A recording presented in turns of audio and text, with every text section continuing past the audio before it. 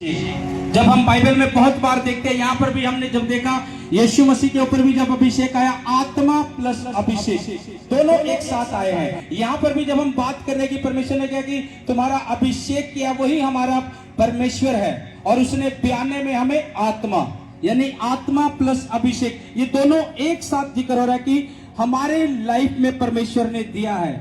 मैंने आपको अभी बताया कि अभिषेक किन चीजों का किया जाता था, जिनको चुन लिया जाता था, अलग कर लिया जाता था। जब परमेश्वर ने इस संसार से हमें अलग किया तो हमारा अभिषेक हुआ है ये कि हम अब संसार से अलग है, हम चुने गए हैं अलग परमेश्वर के बेटे और बेटी होने के लिए। उसने हमें अलग कर दिया उस अभिषेक के द्वारा। अभिषेक का मतलब ही ये है कि अलग कर दिया, कि चुन लिया। अब इसमें संसार से अलग करके परमेश्वर के लिए चुन लेना।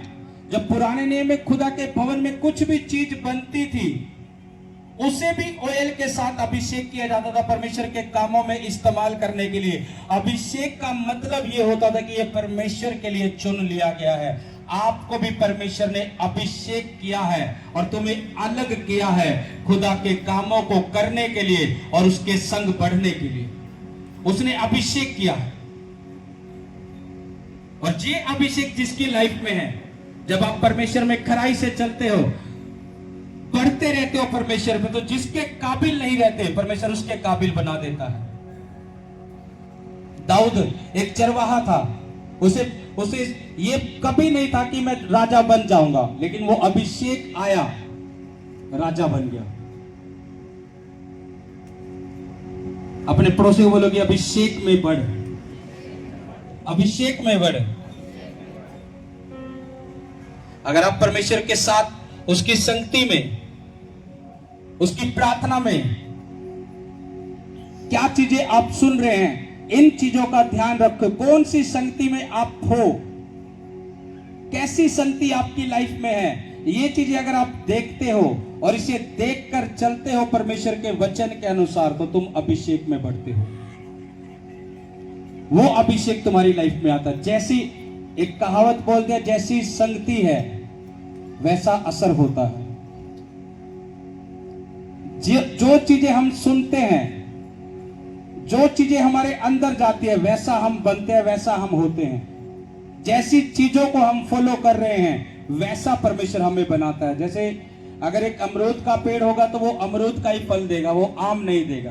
अगर आम का पेड़ होगा तो वो आम का फल देगा, वो अमरूद नहीं देगा। उसी तरह से आपकी संगति मायने करती है। आप कैसी संगति में हो, क्या परमेश्वर के अभिषेक में बढ़ रहे हो, आत्मा में बढ़ रहे हो, आपको परमेश्वर की उपस्थिति उस संगति में महसूस देती है या नहीं देती है, या आप कैसी बातें सुन रहे हो, कैसे नहीं, ये मायने रखता है उस अभिषेक में बढ़ने के लिए।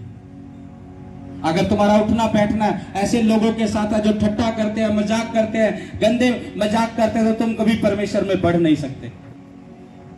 तो तुम कभी भी परमेश्वर में बढ़ नहीं सकते, क्योंकि वो चीजें जो तुम्हारे अंदर है पहले तुम्हें उसे खाली करना पड़ेगा, तुम्हें अपने आप को साफ करना पड़ेगा पूरी तरह से, फिर तुम उस चीज में बढ़ सकते हो। आपको पता है, अभिषेक को पता होता है। अपने पड़ोसी को याद दिलाओ कि अभिषेक को पता है कि मुझे किसको छूना है, किसको नहीं छूना है। फिर से बोलो। अब मैं आपको बता रहा हूं, मैं ये बात क्यों कह रहा हूं आपको कि तुम्हें लगता है कि अभिषेक बस ऐसे ही मिल जाता है, ऐसे ही बढ़ जाते हैं। नो, फिर से अपने पड़ोसी को याद दिलाओगे, अभिषेक को पता है किसके ऊपर जाना है और किसको छूना है, किसको नहीं छूना है। जब प्रभु यीशु मसीह जा रहे थे, वचन कहता है कि बड़ी भीड़ थी यीशु मसीह के साथ, सब टच हो रही थी यीशु मसीह से, लेकिन एक औरत आई जिसने पल्ला छुआ, वो चंगी हो गई। उसके ऊपर अभिषेक आ गया, वो चंगी हो गई, लेकिन भीड़ चंगी नहीं हो रही। यानी अभिषेक को पता है कि किसके ऊपर जाना है, कौन किस विश्वास से है, और किसके काम क्या है, किसके काम क्या नहीं। अभिषेक को पता है। यीशु मसीह से भीड़ टच हो रही, एक औरत आई, उसने छुआ, अभिषेक उसके ऊपर आया और वो चंगी हो गई। प्रभु ने कहा मुझे किसी ने छुआ है। लोग कह रहे प्रभु तुझसे टच हो रहे हैं सब, लेकिन अभिषेक को पता था कि ये औरत जो आई है किस विश्वास के साथ आई है। अगर आप भी अपनी लाइफ में छुटकारा देखना चाहते हो तो तुम्हें अपनी आत्मा को उसी तरह से क्लीन करना पड़ेगा, साफ करना पड़ेगा, तब अभिषेक आपके छू सकता है आपके ऊपर आकर। यीशु मसीह एक जगह गए, वचन कहता वहां थोड़े लोगों को चंगा कर पाए। क्या अभिषेक की कमी हो गई थी? किस चीज की कमी थी वहां? विश्वास की कमी थी। लोग विश्वास नहीं कर रहे थे। अरे ये क्या है, ये तो बड़ई का पुत्र है, ये फलाने का भाई है, ये फलाने का बेटा है। विश्वास नहीं कर रहे उस रीति से, उस अभिषेक पर विश्वास नहीं कर रहे हैं। और जिन्होंने विश्वास किया उनका नाम थोड़े में आ गया कि थोड़े लोग थे जो चंगे हो गए। यानी अभिषेक को पता है मुझे किसे आजाद करना है। यहां हजारों लोग बैठे हो और यहां से प्रार्थना और हम गवाहियां सुनते हैं। अभिषेक को पता है कि कौन किस रीति से उसका आदर कर रहा है, कौन किस रीति से उस प्रार्थना में खड़ा है, उस प्रार्थना को ग्रहण कर रहा है, कौन किस रीति से चल रहा है, किसका जीवन कैसा है कैसा नहीं। अभिषेक को सब पता है। वो वही काम करता है जहां उसे दिखता है कि हाँ ये मेरा बेटा, ये मेरी बेटी है, मुझे इसे छूकर आजाद करना है। वहां थोड़े लोगों को उस अभिषेक ने आजाद किया। एक वचन पढ़ेंगे, दूसरा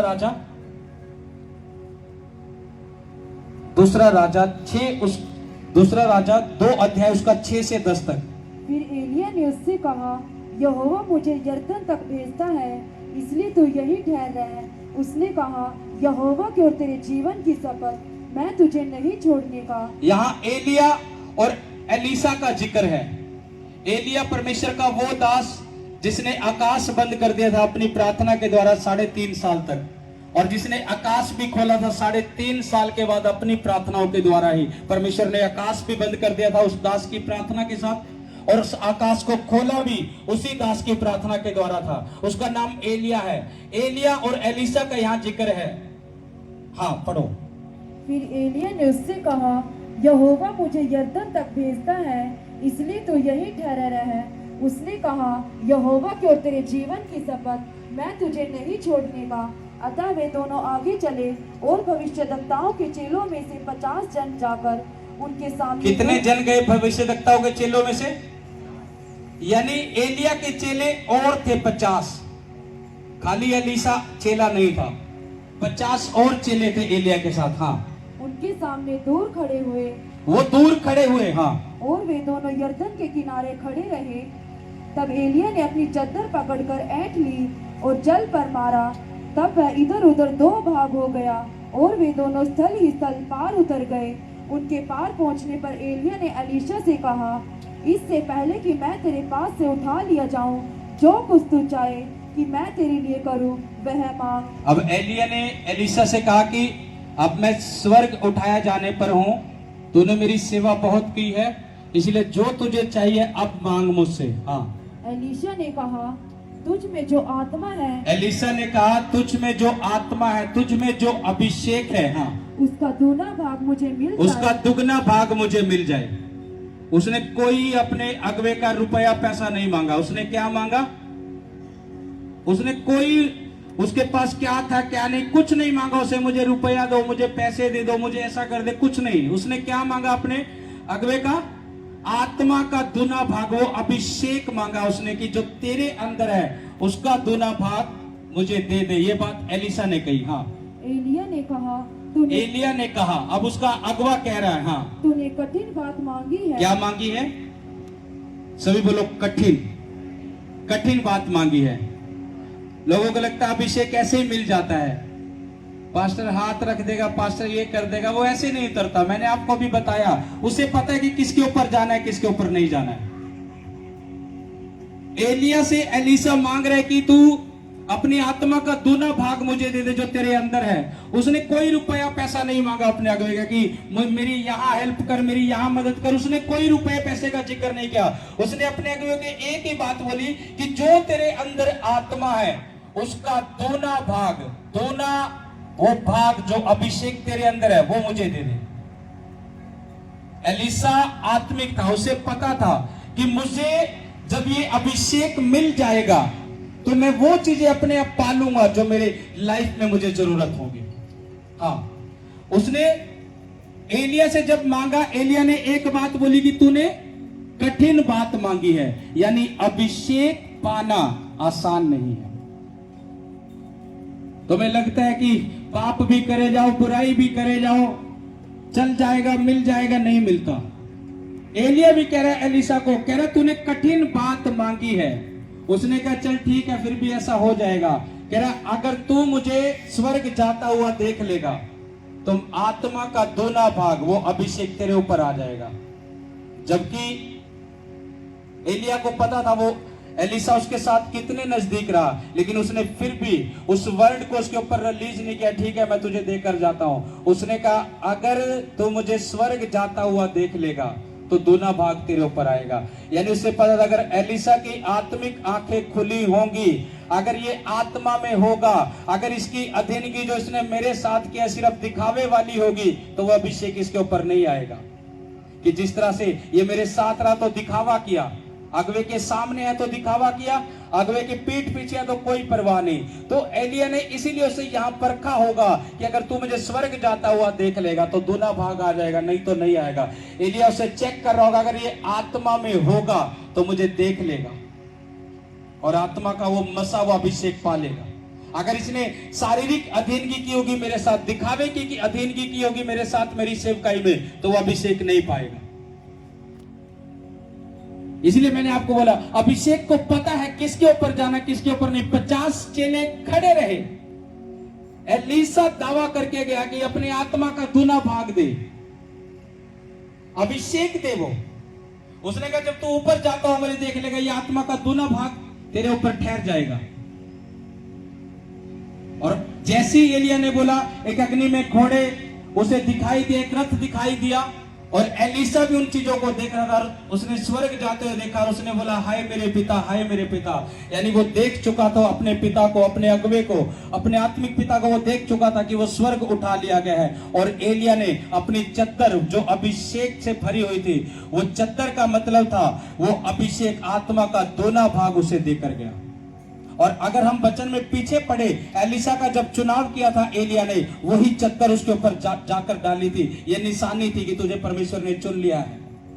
और वो खेत में काम कर रहा था अपने, वही चद्दर एलिया ने जब एलिसा को चुना उसके ऊपर डाली। तो उसने क्या किया, अपने जो भी 12 जोड़ी बैल थी, जितने भी बैल थे, उन्हें सब चीजों को छोड़ा। उसका बिजनेस अच्छा चल रहा था, सब चीजों को छोड़ा और वो एलिया के पीछे आ गया और वफादारी के साथ चला। और जब स्वर्ग गया एलिया, तो वही चद्दर, वही अभिषेक, आत्मा का दोना भाग उस एलिसा के ऊपर ठहर गया। और जो सबसे छोटा था, जो सबसे बाद में आया था एलिया के पास, और जो 50 चेले और थे, जब उन्होंने एलिसा को देखा कि वो अभिषेक एलिसा के ऊपर ठहर गया है, क्योंकि एलिसा ने जैसी वो चद्दर नदी में मारी, वो जल भी 2 भाग हो गया था। तो जो 50 चेले दूर खड़े हुए देख रहे थे, उन्होंने देख लिया और वो आपस में बोलने लगे, जो अभिषेक, जो आत्मा एलिया के ऊपर था, वो एलिसा पे ठहर चुका है। और वो 50 चेले उसे दंडवत करने लगे, उसके झुक गए उसके सामने। किसने झुकाया? उसी अभिषेक ने। वो सबसे छोटा था उनमें। जब उन्होंने देखा वो आत्मा उसके ऊपर ठहर चुका, आत्मा का दूना भाग आ चुका है। जो 50 चेले एलिया के पास पहले से थे, वो वहां लेवल तक नहीं पहुंच पाए। एलिसा बाद में आया, अधीनगी में आया, और वो जब अभिषेक आया तो 50 चेले उसे दंडवत करने लगे, जिस तरह से एलिया को करते थे। आपकी अधीनगी आपके अगवे के साथ कैसी है, वो अभिषेक उसी तरह से जो आपके अगवे के ऊपर होता है आपके जीवन में काम करता है। जैसी आपकी अधीनगी है आपके अगवे के प्रति, तो आपके अगवे के ऊपर भी जो अभिषेक है, जो आत्मा है, वो भी आपकी लाइफ में उसी तरह से काम करता है। अपने पड़ोसी को बोलोगी अगवे की अधीनगी में चल अपने, तो तू उस अभिषेक का हिस्सा बन सकता है। अपने अगवे की अधीनगी में चल तो तू उस अभिषेक का हिस्सा बन सकता है। आपको पता है, जब वो 12 साल से लहू बहने वाली स्त्री, जिससे कहीं से फर्क नहीं लगा, वचन इस तरह से भी कहता है कि उसने अपनी सारी पूंजी खत्म कर दी थी, व्यय कर दी थी, सब कुछ खत्म हो चुका था, लेकिन बीमारी नहीं गई थी उसकी। वैद्यों पर सब कुछ लुटा चुकी थी कि बीमारी नहीं गई थी उसकी, लेकिन किसने उस बीमारी को दूर करा? किसने किया? अभिषेक ने। उसकी लाइफ में आया वो, जो उसकी पूंजी नहीं कर पाई, जो उसके साथ रहने वाले नहीं कर पाए, उस अभिषेक ने किया। आज आपके ऊपर भी वो अभिषेक काम करेगा। अगर तुम कहीं भी बीमार हो, रुपया पैसा दवाइयों में खर्च व्यय कर चुके हो, ये अभिषेक तुम्हें भी छुड़ाएगा और आजाद करेगा यीशु मसीह के नाम से। आमीन। उस औरत ने ये चीजें की, सब कुछ व्यय कर दिया, सब कुछ खर्च कर दिया, कुछ नहीं मिला। जैसे ही अनॉइंटेड संगति में आई, जैसी अभिषेकित संगति में आई, वो अभिषेकित संगति यीशु मसीह की, जहां से जा रहा था यीशु मसीह, और उसके पल्ले को छुआ। जो रुपया पैसा नहीं कर पाया, अभिषेक ने साथ खड़े खड़े वहीं कर दिया उसे। अभिषेक कितना जरूरी है एक विश्वासी की लाइफ में। पाप अभिषेक को खत्म करता है, पाप अभिषेक को खत्म कर देता है। अगर पाप एक व्यक्ति की लाइफ में है, तो वो उस व्यक्ति की लाइफ में अभिषेक काम नहीं कर सकता। अगर अभिषेक है, तो जो चीजें तुम चाह रहे हो, जो तुमने सोची भी नहीं है, तुम सोच के तो कम रखते हो कि मैं ऐसा बन जाऊं, शायद बस मेरे बच्चे यहां सेट हो जाए, तुमने सोचा तो कुछ भी नहीं है। अगर अभिषेक आएगा तो उससे कई गुना ऊपर तुम्हारी सोच से बढ़कर परमेश्वर कर सकता है।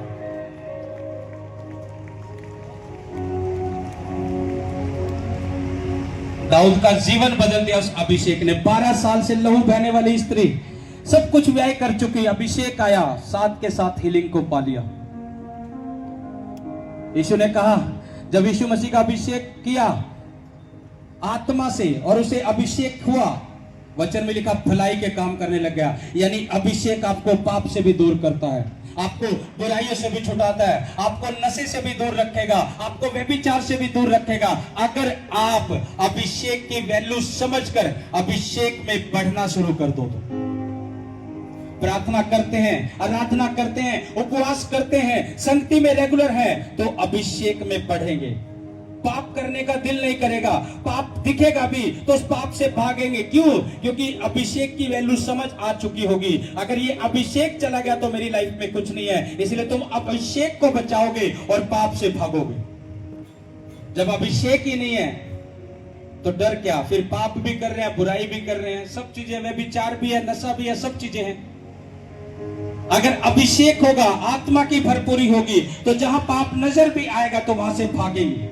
यूसुफ क्यों भागा था उस औरत के पास से? उसे पता था कि परमेश्वर का अभिषेक मेरे ऊपर है। अगर मैं यहां इस बात के पास खड़ा रहा तो अभिषेक मेरे ऊपर से चला जाएगा। अगर अभिषेक चला गया तो कुछ नहीं रहेगा मेरे पल्ले।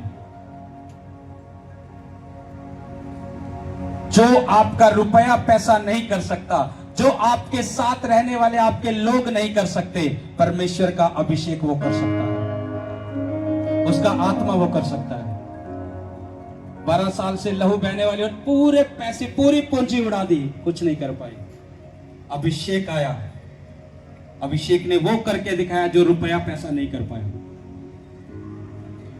वो आपके जीवन में ऐसा कर सकता है, वो आपको भी ऐसा कर सकता है, लेकिन आपको उसके अभिषेक में बढ़ने की लगन करनी होगी। आपको उसकी संगति में बने रहना होगा, हर हालातों में भी, हर चीजों में भी उसकी संगति में, उसके विश्राम दिन में बने रहना होगा। उसकी आराधना, प्रार्थना, उपवास, घर में भी संगति बने रहना होगा। जैसे तुम अभिषेक में बढ़ोगे, तुम चेक करना, तुम्हारे वो काम तुम्हें नजर आएंगे होते हुए जिनकी तुम प्रार्थना नहीं कर रहे हो। प्रार्थना करके थक गए थे लेकिन वो काम हुए नहीं थे उस प्रार्थना से।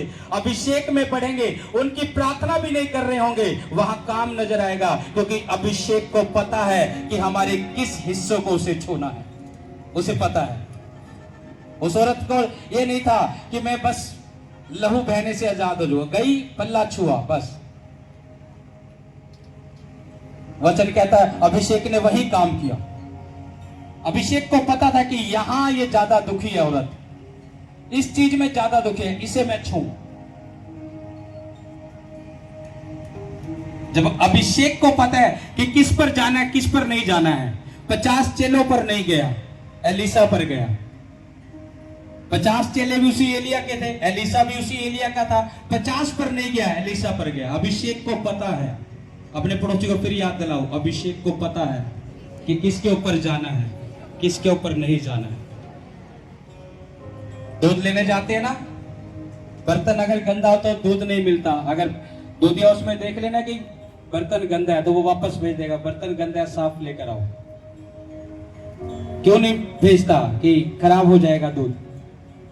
70-80 रुपए किलो, 70 रुपए किलो, 80 रुपए किलो वाले दूध को इतनी वैल्यू दी जाती है। तो सोचो परमेश्वर का अभिषेक ऐसे आ जाएगा किसी पर भी। परमेश्वर भी कहेगा अपने आप को साफ कर पहले, फिर मैं आऊंगा, मुझे पता है किसके ऊपर जाना है। अपने आप को साफ कर, पाप को छोड़, परमेश्वर की हजूरी में बढ़, तो मैं तुझ पर आऊंगा। मैं तुझ में आऊंगा तो भलाई के काम भी करेगा। मैं तुझ पर आऊंगा तो छुटकारा भी पाएगा। मैं तुझ पर आऊंगा तो बदलाव भी देखेगा। मैं तुझ पर आऊंगा तो अपने आसपास के माहौल को भी चेंज होता हुआ देखेगा। और जिस पर आता है उसके माहौल को चेंज कर देता है आसपास के। इसलिए कलीसिया अभिषेक में बढ़ो, प्रार्थना करो प्रतिदिन अपने घर बैठकर, वचनों को पढ़ो ज्यादा से ज्यादा परमेश्वर के अपने घर बैठकर। सुनो, अगर पढ़ने नहीं आते वचनों को पढ़ो, प्रार्थना करो, उपवास रखो सप्ताह में, दिन ठहराओ सप्ताह में, पवित्रता के दिन ठहराओ सप्ताह में कि मुझे इन दिनों उपवास में रहना है, ये सप्ताह के ये दिन मेरे पवित्रता के हैं, मुझे परमेश्वर के साथ समय बिताना। दिन ठहराओ परमेश्वर में, और फिर देखो अभिषेक क्यों नहीं आएगा। जो आसपास शैतान का खलारा खिंडा हुआ होता है वो साफ होना शुरू हो जाता है, वो अभिषेक उसे उड़ाता है। फिर जब हम बढ़ते हैं उस अभिषेक में, फिर परमेश्वर का अभिषेक उसे दूर करता है। लेकिन क्या करे, कलीसिया ने कोई रूल नहीं बनाया, प्रार्थना का कोई रूल नहीं है बहुत से लोगों के जीवन में, उपवास का कोई रूल नहीं है, बंदगी में आने का कोई रूल नहीं है। एक रूल बनाओ। परमेश्वर को रूल पसंद है, नियम पसंद है परमेश्वर को। जब एक व्यक्ति नियम में आ जाता है तो परमेश्वर उसके साथ, उसकी दाहिनी ओर ही खड़ा रहता है। जहां जरूरत होती है परमेश्वर वहां काम करके दिखाता है उसे। नियम बनाओ अपने जीवन में, प्रार्थना के नियम बनाओ प्रतिदिन। मेरे ये समय प्रार्थना का है, मुझे डेली इस समय प्रेयर में होना है, मुझे डेली इतने घंटे परमेश्वर को देने हैं, सप्ताह में मुझे इन दिन उपवास करने हैं, मैं परमेश्वर के लिए इन दिन पवित्रता में रहूंगा, अपने आप को अलग रखूंगा, मैं परमेश्वर के साथ रहूंगा, और मुझे विश्राम दिन को खुदा के घर में होना है। और फिर देखो वो अभिषेक कैसे बढ़ेगा और कैसे माहौल को चेंज करेगा आसपास में। जो तुम करोगे वो तुम पाओगे, तुम पाओगे। वो पौलुस और सिलास आराधना कर रहे, वो ये नहीं कह रहे परमेश्वर अपना अभिषेक दे और हमें छुड़ा दे इन बंधनों से, ये बेड़ियां तोड़ दे। अभिषेक को पता था यहां बेड़ी है, ये तोड़नी है। जब तुम इस तरह से एक टाइम बांध लोगे, पौलुस और सिलास को मतलब नहीं था हालात क्या है हमारे, हम क्यों प्रार्थना करें, क्यों आराधना करें, मतलब नहीं था उनसे। उन्हें मतलब सिर्फ ये था अब ये समय आराधना करने का, परमेश्वर की हजूरी में बैठने का। पीठ पे घाव थे, हाथ पैर बंधे हुए थे, कोई परवाह नहीं, हाय मेरी पीठ पर घाव है, मेरे हाथ पैर बंधे, कोई परवाह नहीं। परवाह तो सिर्फ ये थी प्रभु का समय हो चुका है प्रार्थना करने का, ये समय प्रार्थना करने का, आराधना करने का। आराधना कर रहे, अभिषेक उतरा आत्मा के साथ, अभिषेक उन चीजों पर उतरा जहां वो बंधे हुए थे। आज आपकी उन चीजों पर अभिषेक आएगा जहां आप बंधे हुए हो, आप भी छुटकारा देखोगे उस अभिषेक के द्वारा, यीशु मसीह के नाम से। आजाद करेगा, जो उन चीजों से वो तुम्हें छुएगा, जहां तुम बंधे हुए हो वो तुम्हें उन चीजों पर आता हुआ दिखेगा और तुम छुटकारा पाओगे यीशु मसीह के नाम से। आमीन।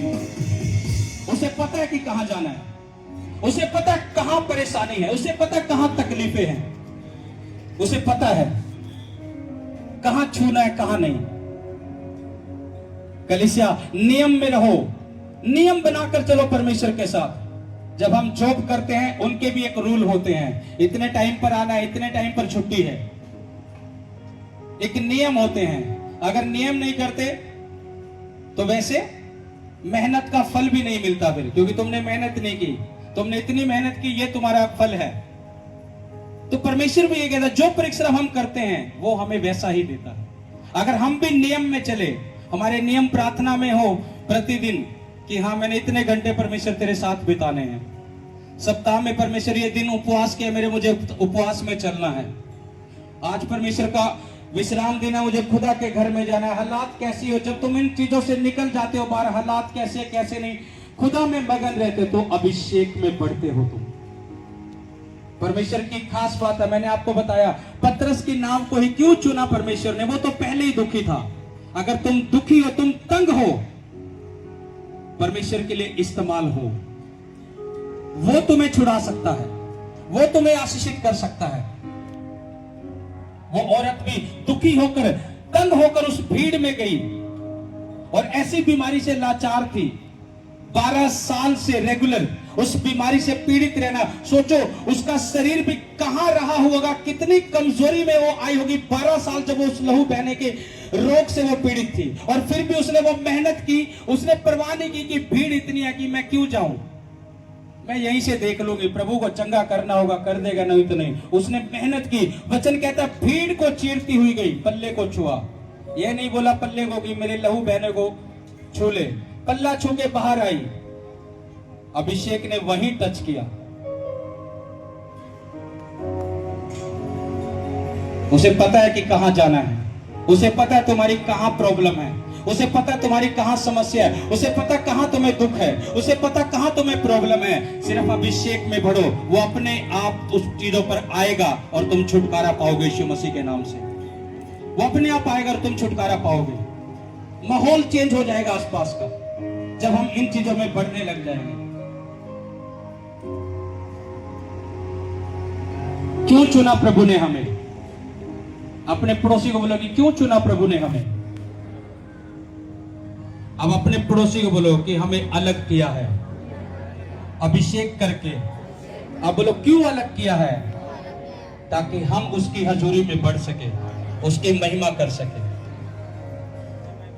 एक नियम बनाओ, उसकी हजूरी में पढ़ो, प्रार्थना का, उपवास का, सब चीजों का।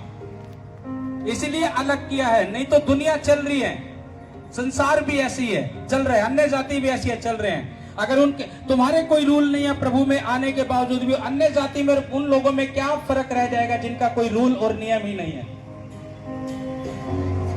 जब दिल करा प्रार्थना करेंगे, नहीं तो एक दिन निकल जाए, 2 दिन निकल जाए, कुछ नहीं पता, तीसरे दिन फिर प्रार्थना करेंगे। तो ये रूल नहीं है, और परमेश्वर यही चीजें चेक करता है। तुम्हें लग रहा होता है कि परमेश्वर चेक नहीं करता, वो एक एक चीजें चेक करता है, वो एक एक चीजों को देखता है कि हम कैसे परमेश्वर में चल रहे हैं, कैसा हमारा जीवन है परमेश्वर में।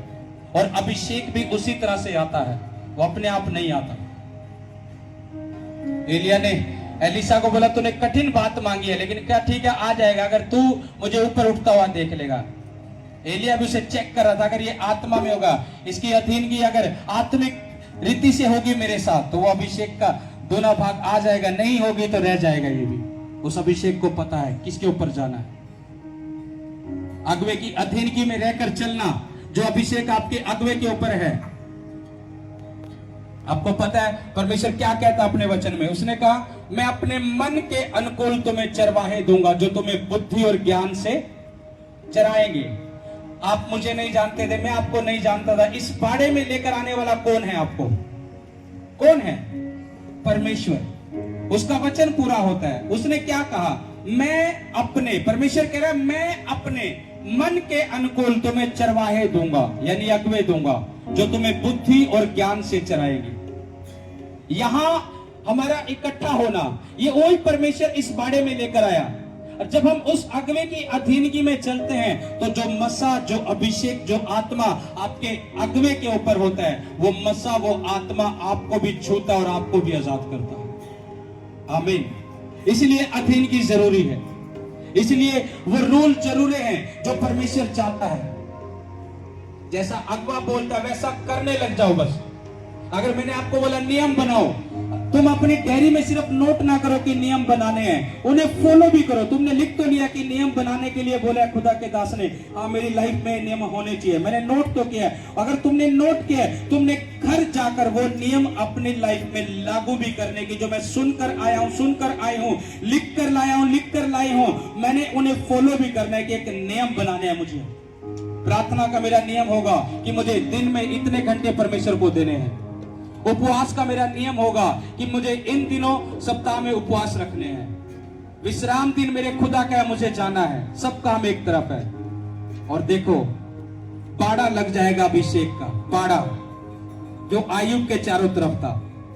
वचन कहता जब शैतान आयुब के पास गया, परमेश्वर ने उसे भेज तो दिया, जा तू आयुब से जो मर्जी कर, लेकिन आयुब के पास शैतान आ तो गया, उसने देखा ओहो परमेश्वर का बाड़ा लगा हो इसके चारों तरफ। फिर दोबारा परमेश्वर के पास गया, कह रहा तूने बाड़ा लगाया हो उसके चारों तरफ, कह रहे पहले उस बाड़े को तो हटा, जब ही तो उसके पास जाऊंगा।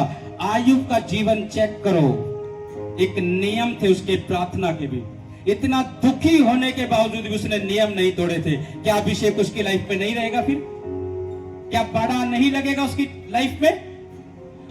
बच्चे गए, बिजनेस मर गया, सब चीजें चल गई, पत्नी छोड़कर चली गई, एक ही बात बोल रहा परमेश्वर ने दिया, परमेश्वर ने लिया, उसका नाम धन्य है। तो क्या परमेश्वर का अभिषेक उसके ऊपर नहीं होगा? वो बाड़ा परमेश्वर उसके चारों तरफ नहीं होगा? तो जब कलीसिया नियम में आती है, इसी तरह से बाड़ा लग जाता है अभिषेक का, शैतान छू भी नहीं पाता, फिर छू भी नहीं पाता। नियम नियम नियम बन हो, एक प्रार्थना के नियम हो, परमेश्वर के घर में आने के। आज विश्राम दिन मुझे जाना है तो जाना है, मेरे हालात कैसे क्यों मुझे कुछ नहीं पता, मेरे हालात बदलने वाला मेरा खुदा ही है, उसकी हजूरी में मैं जाऊंगा, मैं जाऊंगी, मेरे हालात बदल जाएंगे। उस अभिषेक में मैं बैठकर आऊंगा, आऊंगी, उस अभिषेक के तंबू में मैं बैठकर आऊंगा, आऊंगी, मेरे हालात बदल जाएंगे। यहोशू जब परमेश्वर ने चुना था मूसा के बाद, वचन कहता है मूसा सेवा करके तंबू की चला जाता था और यहोशू उसी तंबू में बैठा रहता था मूसा के जाने के बाद भी। और अभिषेक किसकी लाइफ में था? यहोशू की। मूसा के भी और चेले थे, अभिषेक को पता है किसकी लाइफ में जाना है। अगवा यहां से प्रेयर करके अपना काम करके जो खुदा ने सेवा दिया चला गया, तुम यहां कितने वफादार हो अपने अगवे के साथ, कितनी सेवा करके जाने वाले हो, कितने कामों को परमेश्वर को देखने वाले हो, कितनी जिम्मेदारी समझने वाले हो। अभिषेक चेक कर रहा होता है आपको, और जब वो आपको परख लेता है फिर आपकी लाइफ में काम करना शुरू करता है। मूसा निकल जाता था तंबू से अपने काम को पूरा करके, परमेश्वर की आवाज को सुनकर, जो परमेश्वर ने कहा सुनकर चला जाता। वचन कहता यहोशू उसी तंबू में रहता था, वो नहीं जाता था। और चेक करो, मूसा जब अपनी आयु पूरी करके प्रभु के पास गया तो यहोवा परमेश्वर ने यहोशू को आवाज दी कि मूसा के बाद अब तू मेरे लोगों को चलाएगा, क्योंकि अभिषेक यहोशू की लाइफ में था।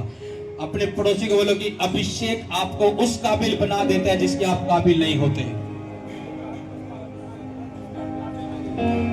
इसलिए अभिषेक में बढ़। तेरी बीमारी का इलाज, तेरे कर्जे का इलाज, तेरी दुष्ट आत्माओं का इलाज एक ही है। बोल दो वो क्या है अपने पड़ोसी को, बोलो परमेश्वर का अभिषेक, उसमें बढ़े, अपने आप छुटकारा हो जाएगा। आमीन, हालेलुया, हालेलुया।